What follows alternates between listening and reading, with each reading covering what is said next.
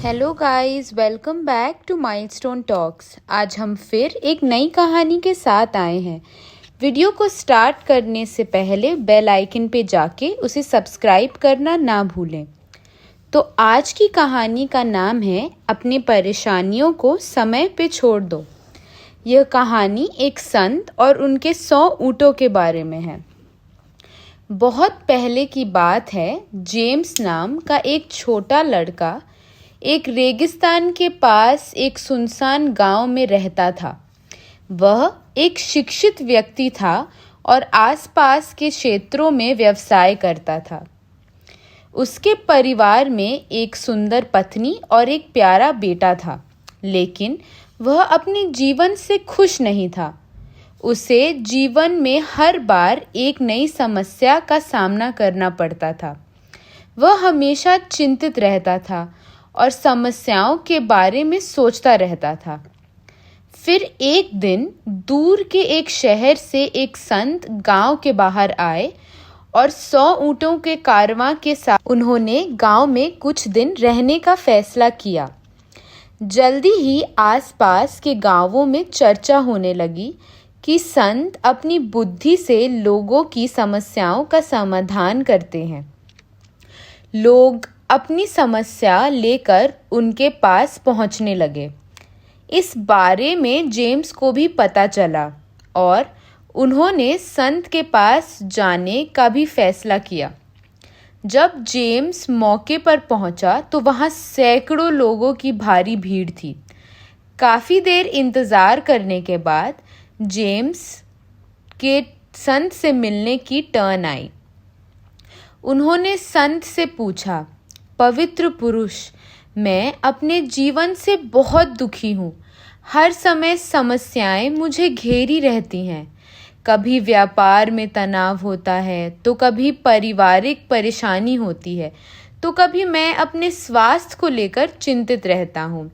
कृपया ऐसा उपाय बताएं कि मेरे जीवन की सभी समस्याएं समाप्त हो जाएं और मैं सुख से रह सकूं। संत मुस्कुराए और बोले, बेटा, आज बहुत देर हो गई है। मैं कल सुबह तुम्हारा जवाब दूंगा, लेकिन क्या तुम मेरे लिए एक छोटा सा काम करोगे? जेम्स ने संत के लिए काम करना आवश्यक समझा। संत ने कहा, देखो बेटा, हमारे कारवां में 100 ऊँट हैं। उनकी देखभाल करने वाला आज बीमार पड़ गया है। मैं चाहता हूँ कि आप आज रात उनकी देखभाल करें। बस यह सुनिश्चित करें कि सभी ऊँटें बैठ जाएं और उचित आराम करें। जब सब 100 ऊँट बैठेंगे, तब तुम भी जाकर सो सकते हो। जेम्स का मार्गदर्शन करने के बाद संत अपने डेरे में चले गए। अगली सुबह संत जेम्स से मिले और पूछे, मेरे बेटा, मुझे आशा है कि कल रात आपको अच्छी नींद आई होगी। जेम्स ने दुखी होकर उत्तर दिया, नहीं, मैं एक पल के लिए भी नहीं सो सका। मैं बहुत कोशिश की, पर सारे के सारे ऊँट एक साथ बैठ ही नहीं। संत मुस्कुराए और बोले, मैं जानता था कि ऐसा ही होगा। अब तक ऐसा कभी नहीं हुआ कि सभी ऊँट एक साथ बैठ जाएं। जेम्स ने वेदना के स्वर में पूछा, फिर आपने मुझे ऐसा करने के लिए क्यों कहा? संत उत्तर दिए, बेटा, क्या तुमने देखा कि कल रात तुमने क्या अनुभव किया? कितनी भी कोशिश कर लो, सारे ऊँट एक साथ नहीं बैठे। अगर आपने सुनिश्चित किया कि एक तरफ के ऊँट बैठे, तो दूसरे ओर के कुछ ऊँट खड़े हो जाते। संत ने फिर आगे कहा, इसी तरह जब आप किसी एक समस्या का समाधान करते हैं, तो किसी न किसी कारण से आप पाएंगे कि जीवन में समस्याएं आती रहती हैं। जब तक आप जीवित रहेंगे, ये समस्याएं उठती रहेंगी, कभी कम तो कभी ज़्यादा। तो हमें क्या करना चाहिए? जेम्स ने उत्सुकता से पूछा। संत ने उत्तर दिया, इन समस्याओं के बावजूद जीवन का आनंद लेना चाहिए। कल रात जो हुआ उस पर गौर किया तो देखोगे कि बहुत से ऊंट अपने आप बैठ गए, क्योंकि आप में से बहुतों की थोड़ी मेहनत करनी पड़ी। लेकिन बहुत से ऊंट आपकी बहुत कोशिशों के बाद भी नहीं बैठे। जेम्स ने पुष्टि की कि कल रात भी ऐसा ही हुआ था।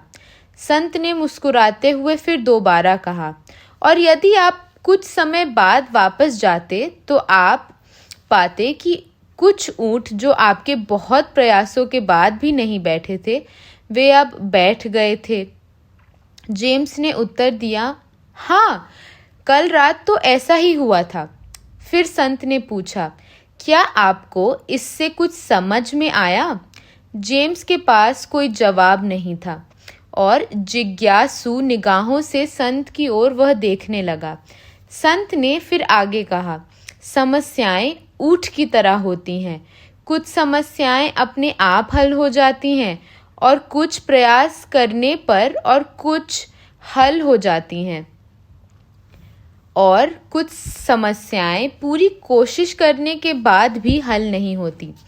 अपने जीवन के समय पर भरोसा करें और ऐसी समस्याओं को समय पर ही छोड़ दें। सही समय पर ये समस्याएं अपने आप खत्म हो जाएंगी। ऊंट बैठे रूपक या मेटाफोर से जेम्स दंग रह गया। अब उनके पास जीवन की समस्याओं के प्रति एक बिल्कुल नया दृष्टिकोण था। तो आज हमने इस कहानी से सीखा कि जैसे कि इस लघु प्रेरक कहानी में संत ने उल्लेख किया है, यदि जीवन है तो कुछ समस्याएं तो हमेशा होंगी ही और बनी रहेंगी, लेकिन इसका मतलब यह नहीं कि आप दिन भर उन्हीं के बारे में सोचते रहें। अगर ऐसा होता तो ऊंट की देखभाल करने वाला कभी सो ही नहीं पाएगा। समस्याओं को हल करने के लिए अपने सर्वश्रेष्ठ प्रयास करें। आपके सर्वोत्तम प्रयासों के बाद भी यदि कुछ समस्याएं आपके नियंत्रण में नहीं हैं, तो ऐसी समस्याओं को एक तरफ रख दें और जीवन का आनंद लें। जीवन को दिमागी तरीके से जिएं और मन की शांति पाएं। जब उनका समय आएगा तो वे समस्याएं अपने आप हल हो जाएंगी। भगवान ने जो आशीर्वाद दिया है उसके लिए धन्यवाद देना सीखें। कष्ट अपने आप ही कम हो जाएगा। तो यह थी आज की कहानी। आशा करते हैं कि आपको यह पसंद आए। कमेंट सेक्शन में जाके बताइए कि आप अगली बार क्या सुनना चाहते हैं और आपको आज की कहानी कैसी लगी। वीडियो को सब्सक्राइब करना ना भूलें और हाँ, do like, comment and share. मिलते हैं अगली बार फिर एक नई कहानी के साथ।